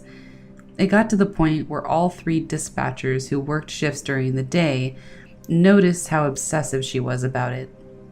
It seemed that she would call and waste time telling them all these things about how nice I was and how she liked me and didn't want any other driver. The usual dispatcher, Belle, who worked most of the nights I worked, with James, who worked my first night, and Peter, who was a day shift dispatcher who would leave just as I would come in to start, all told me independently on separate occasions that it was really weirding them out. Pete made a joke out of it. Paul was pretty done with it, and Pam asked if I wanted to just have those rides sent to other drivers. I told her I was done with this lady because it was super evident that she was obsessed. She called all the time, scheduled her rides hours in advance, and always talked about me, trying to get my number from the dispatchers, finding out anything she could about me. Other drivers laughed about it, but I didn't find it funny. For a while, I had to remind myself that she didn't have a car and couldn't stalk me beyond her interactions with the company. Another male driver ended up with her, and the process repeated where she'd call in asking for him, what his number was, asking details about his life and all of that. The dispatchers had had enough at that point, and we blacklisted her, refusing all service to the creepy stalker lady. Okay, so a little backstory first. I lived in Thailand from ages 13 to 17 as a missionary kid. My parents never really let me travel by myself unless it was necessary. We didn't have a car or anything, so I would rely on public transport. Being a young blonde white girl in Thailand, I usually wasn't traveling by myself anyway. On this particular occasion, I was out at a mall with some friends. and I was going to go home. It was around dusk, and so I was going to take a taxi. I've taken taxis before, and haven't had any weird experiences until this time. When I get in, the guy was asking me questions like where I'm from or what my parents do. They usually ask these sort of things because I speak the language a bit, and they're curious like anyone else would be. But this guy begins asking me very personal questions. How old I am, if I have a boyfriend, if my parents are home. I immediately start to become uncomfortable. I gave him a false name and age, saying that my parents were home, and this is not where it stops. His questions continue. He's now smiling creepily at me in the rearview mirror, and I ignore him and just look out of the window. After a minute of silence, he starts to hum, not just humming to himself, but stares at me from the mirror. I wait a few more minutes and have my phone in my hand ready to call someone if he makes a different turn, as I knew most of the paths to my house, so I would know if he were to take a wrong turn. I also start memorizing his taxi number, color, and what his face looked like. He eventually starts full-on singing to me a slow song that I couldn't understand. I finally call my parents and just say to stay on the phone with me. The guy realizes I'm on the phone at this point, stops immediately, and doesn't look back for the rest of the trip. I told him to drop me off a block away from my house, just so he wouldn't know where I lived. I've never gotten out of the cab so fast. I realized he could have been harmless and not intending to be creepy, with his singing and his other stuff, but it was weird, and I was not going to take any chances. One night, I decided to take a taxi back home after hanging out with my best friend and her new boyfriend. I ordered the car, and both of them waited until I got in and waved goodbye. As always, I found myself sitting in the back of the car, right behind the driver. I knew it was going to be a long ride, so I was happy when my driver, who was probably in his 30s, finally started a conversation. He just asked the basic questions like, "How are you?" and "How was your night?" He already knew my name since it showed up on his display, but then he continued to ask for my age and if the address I was going to was my home. I honestly didn't think much of it. I just thought he was trying to keep the conversation alive since he seemed to be a friendly person. After we'd been driving for a while, he said, "You can sit in the front if you want to." All right, I thought. The only problem was we were in the middle of a highway, so I let him know that I was just fine sitting in the back seat. All of a sudden, he pushed the brakes. Mind you, we're still in the middle of a highway, and demanded that I switch seats. But instead of opening the door to get out, he insisted that I crawl over the middle console. Something about this situation obviously scared me, and I got serious creepy vibes from this guy. But I didn't want to make him mad because the last thing I needed was an insane taxi driver that eventually lost his mind and God only knows what. I didn't want to trigger him, so I couldn't help myself and quickly changed seats. Regardless, the other options would have been to escape into the woods or get run over by multiple cars. I really felt like I didn't have a choice. Once I got in the front, I could see his face. He locked eyes with me for a sharp second, and I noticed a bright, almost toothless smile, and the smell of rotten teeth and alcohol punched me in the face. However, thank God he continued to drive on the right route and pulled up his Facebook profile to show me his 3 children. He then proceeded to type in my name in Facebook and found me right away. He shoved his phone into my face and said, "That's you, right?" We were almost at my house, and in my mind, I was going to give him his money and then run. Right before we entered my street, our conversation went a little bit like this. He says, "Sometimes girls offer to pay me with natural resources." I said, "Oh yeah, like what?" He said, "A blowjob, but I don't mind because I'm single." I said, "Can you just drop me off here, please?" Then he says, "Sure, but I'll walk you home. You must be afraid of the refugees." Refugees, I thought. I'm afraid of you. I opened the door and started to run as fast as possible. I did eventually get inside safely, obviously, but that was one of the scariest moments in my life. So, let's not meet again, creepy taxi driver. Oh, and he's also an idiot, because since he added himself on Facebook that night, I was able to report him and message his wife, because guess what? He was not single whatsoever. When I was in high school, I lived in New York City. I went to a school on the Upper West Side, but I lived in East Midtown. It was a long trek on the subway back to my neighborhood, so every once in a while my parents would let me take a cab. One day, I was feeling particularly awful. I think I ended up coming down with the flu. My parents were forcing me to go to a therapy appointment. We never got along well, and this was their solution. Even though I was sick, I decided to take a cab from school to the office. I was probably about 16. I was never a pretty girl in high school. I usually wore a hoodie and jeans, and I was looking particularly gross this day due to feeling awful, and I know I was snorting all over myself. I got in the cab, and the cab driver started talking to me, which I usually didn't mind that day, but I didn't feel like talking. He asked me some typical stuff, like my name and where I was from. Then he started asking deeper questions. We were only halfway through the ride and I was starting to feel really skeeved out. He asked me if I had a boyfriend. He kept looking at me in the rearview mirror. He then asked me if anyone was waiting for me where I was going. I was feeling really sick at this point and not using my best judgment, so I said no to the boyfriend comment, but was smart enough to say yes to the second. He then asked for my number, and I told him I didn't have a cell phone. And of course, a few minutes later, it rang, and he looked at me with this god-awful smile on his face. I wanted to escape the cab, but I was afraid if I told him to pull over, he'd speed off with me in the cab. We got close to my destination, and we were stuck in some traffic. I told him to let me out here because I was going to be late. He locked the door and refused. I panicked. He was using words like baby and sweetie to refer to me.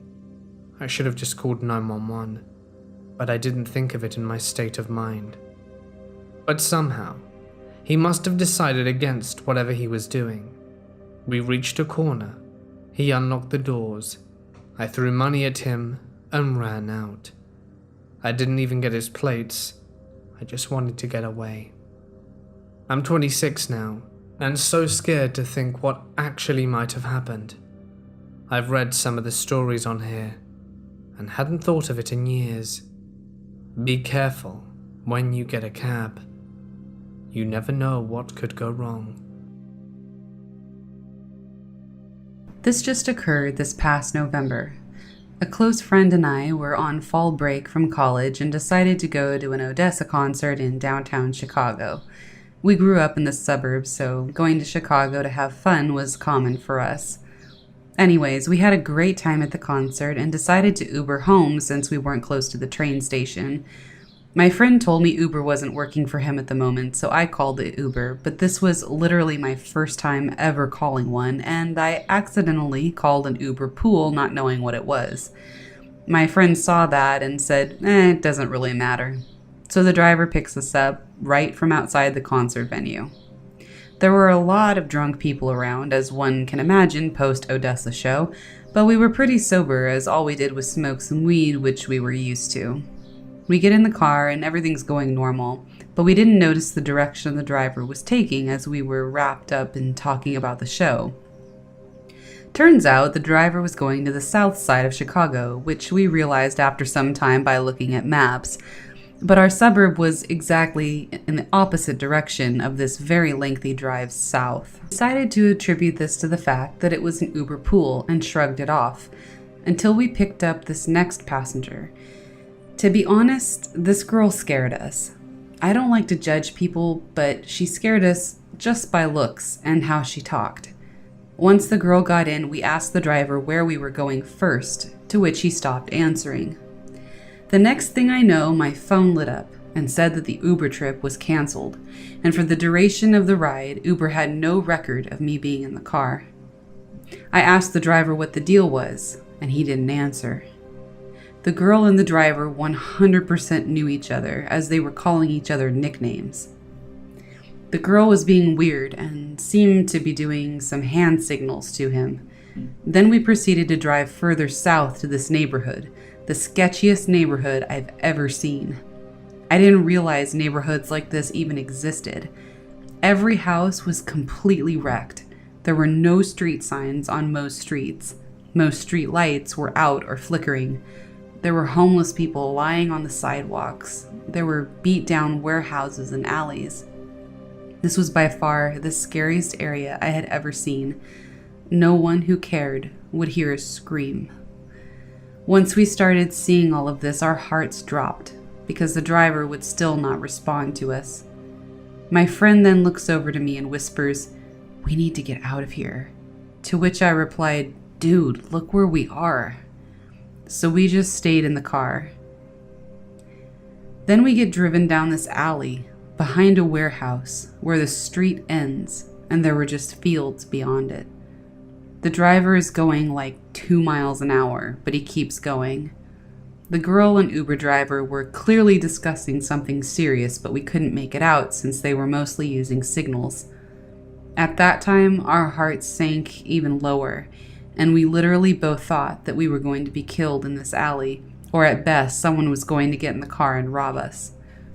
He stopped, the doors unlocked, and I was in complete shock with a pale face, when all of a sudden my friend says, "Hey, I'm completely sober and I'm about to call 911. I'm assuming the driver was raiding around the concert to pick up some wasted people to allow this to happen, but we were pretty sober. He was very serious about this. He picked up 911 and dialed his phone. The Uber driver looks back at us to see that this was actually happening and that it wasn't an empty threat. My friend's finger was right above the call button on 911. He looks at the girl, and the girl's in shock too, and she nods her head no. And she goes, "What the hell, Rye?" which is apparently the driver's nickname, and gets out of the car. The driver then drives out of the neighborhood and onto the highway towards our suburb. All of a sudden, my Uber app gives me a notification saying that we are now in a ride. All of a sudden, the driver starts talking to us again, but he wasn't giving us any answers, just saying that he's driving us home.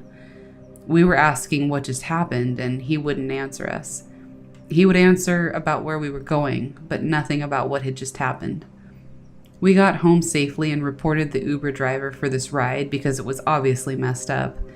We think the driver was trying to wait for wasted people to call a pool so he could get away with this, but realized we were too big of a risk when it came time to do whatever they were going to do.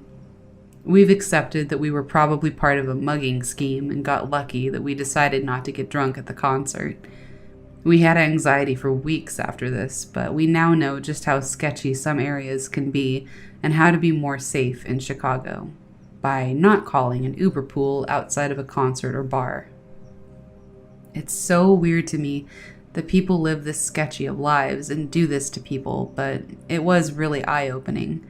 So let's not meet Rye ever again, or any Uber pool for that matter.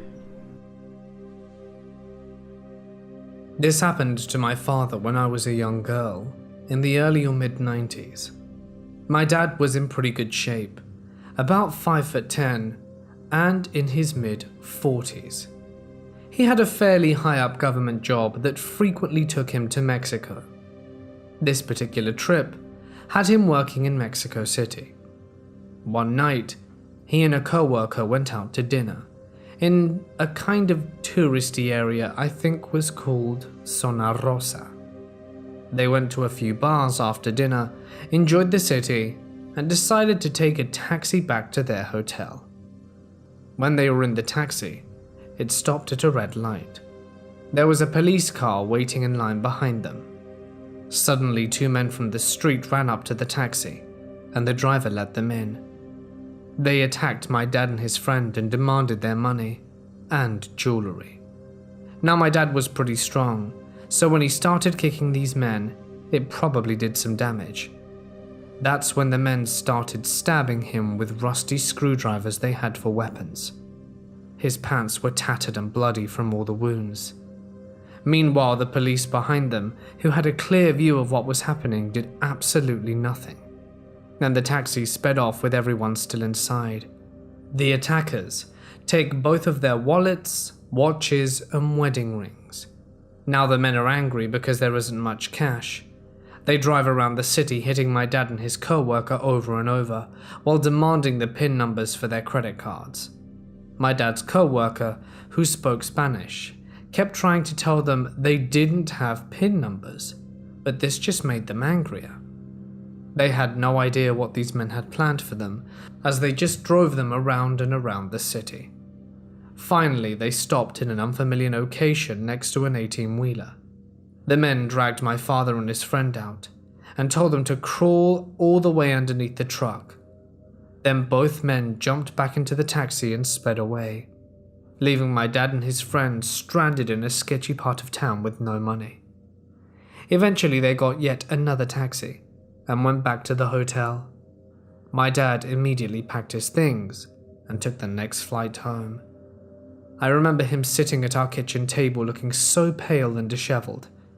I'd never seen him like that before. His wounds weren't too serious, but he needed a tetanus shot and ended up going to counseling. Despite what happened, my dad didn't let this experience scare him away from going back to Mexico City. He was brave and continued to travel there for work until his retirement. He says that it could have happened to anyone in any city, but it's still one of the scariest things that has happened to my family. Just to give you a bit of background, I'm female and I drive for Lyft at night. I'm on the shorter side at 5'4" tall, and I've been driving for about 6 months. I tend to drive in downtown Denver, especially on weekends when there's the most money to make.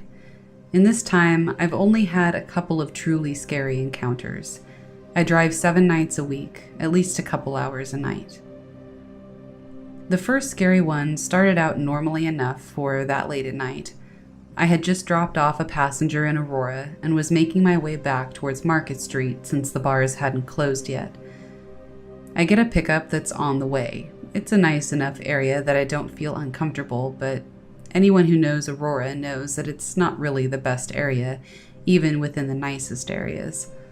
A couple of guys hop in, one in the front and one in the back.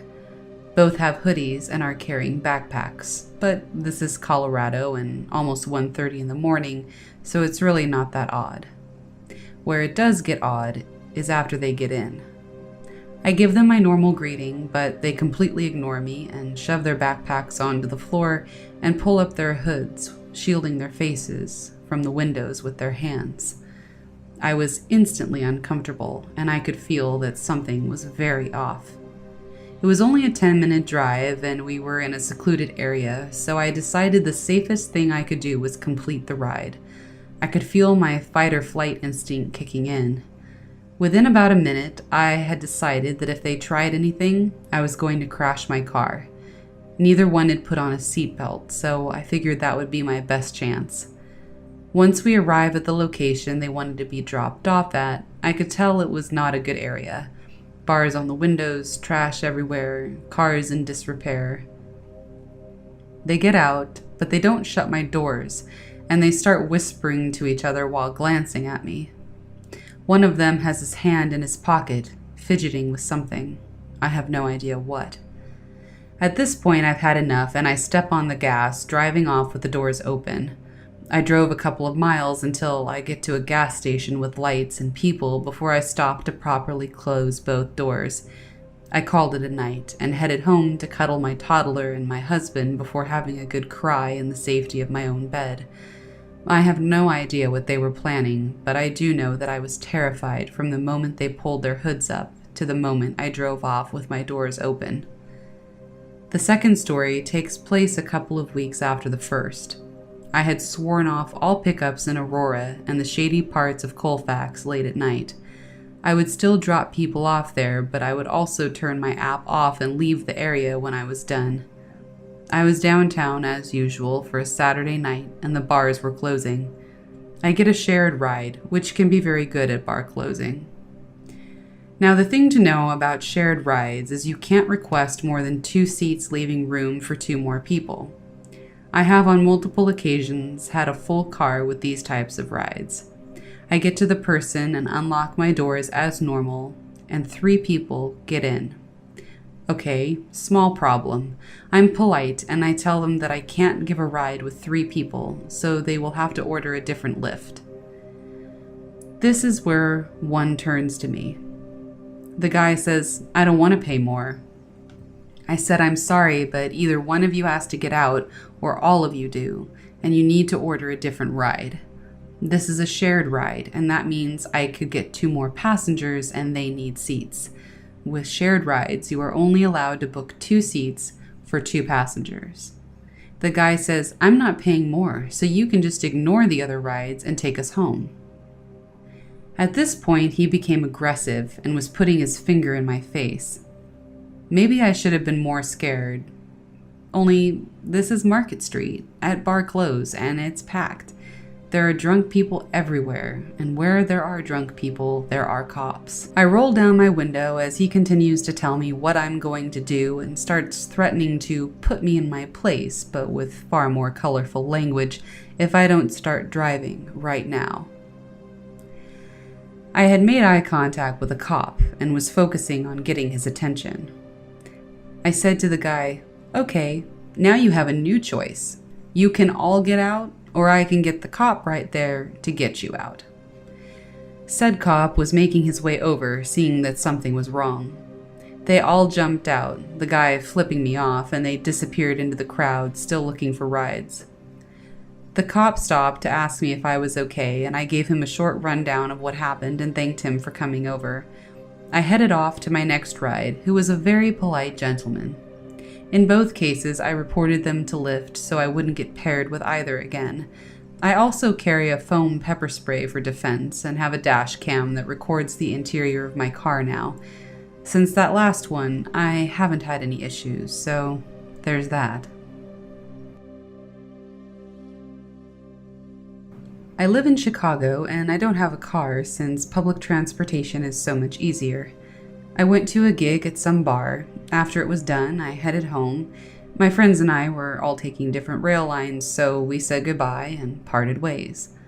After walking for a bit, I realized how late it was, and it hit me that the bus I was taking wasn't a late-night bus and didn't run past 12. I saw a taxi go by with its lights on, and I just got paid, so I thought, what the heck? I usually don't take taxis because they're so expensive, but I was tired and I just wanted to get home. The guy stopped without me waving my hand, which I thought was weird, but oh well, he probably saw me and I looked like I needed a ride, right? I hop in and he asks me where I'm going. I tell him my neighborhood and he heads that direction. I also didn't tell him where I lived exactly, but I gave him the main intersection closest to me. As we start getting closer, he starts asking about my tattoos and piercings. Whatever, I get asked a lot about them, so I just said where I got them done, etc. He then asks if I have my nipples pierced or other areas pierced, and I tell him no. He then asks me to get a drink with him, and I say that I have a boyfriend, at which point he begins begging me. By this point, we're about to pull up to the intersection near my apartment, and I basically tell him thanks but no thanks. He then pulls over in a parking lot and won't unlock the doors. I look at him, and he says to me, "The only way you're getting out of here is if we grab a drink." Then he gives me a sinister smirk. I'm practically crapping myself at this point, so I'm freaking out, and my phone is dead, so I couldn't even call anyone. I don't know how I thought of this, but I said, "Okay, we can grab some beer and hang at my place, okay?" I tell him to pull into a 7-Eleven and I can buy us the beer. I get out and tell him I'll be right back. He watched me the whole time. I go in and I act as if I'm asking the cashier to open the cooler for me, but instead I'm like, hey, this taxi driver's crazy, help me. I don't live too far away from this 7-Eleven and I know the cashier by name. He takes me in back and walks me out the back door, and then walks me the back alleyway to my apartment, which is only maybe 2 blocks away. Meanwhile, he has his coworker keep an eye on the guy until I get back safe. I got home safely and thanked him a million times, and he said he was happy to help. He told me to keep my door locked and that he would try to get the guy's license plate number. The dude left by the time the cashier got back, though. I've never taken a cab since, and I don't plan on it ever again. Hey guys, Raven here. Thank you so much for watching tonight's video. I hope you enjoyed the stories. Thank you to Mort as well for inviting me back to this awesome channel. I always enjoy my time here. If you haven't yet, subscribe to Mortis Media and hit the notification bell so you never miss an opportunity to let the darkness take control. While you're at it, hit the like button on tonight's video too. If you enjoyed my narration, I have a channel of my own called Raven Reads. I post a wide range of horror content from Reddit stories and original fiction to discussions about haunted locations, urban legends, cryptids, and other creatures, to even some book and movie reviews and narrations of classic horror literature. Basically, we're just a group of horror fanatics that talk about anything spooky and creepy, and we'd love to have you join us. Click on the link in the description. It'll take you to a video on my channel where you can click that subscribe button and become the newest lovely listener and an official member of the Conspiracy of Ravens. I hope to see you there. Thanks again for listening. Thanks again to Mort for having me, and I hope you all have a wonderful night.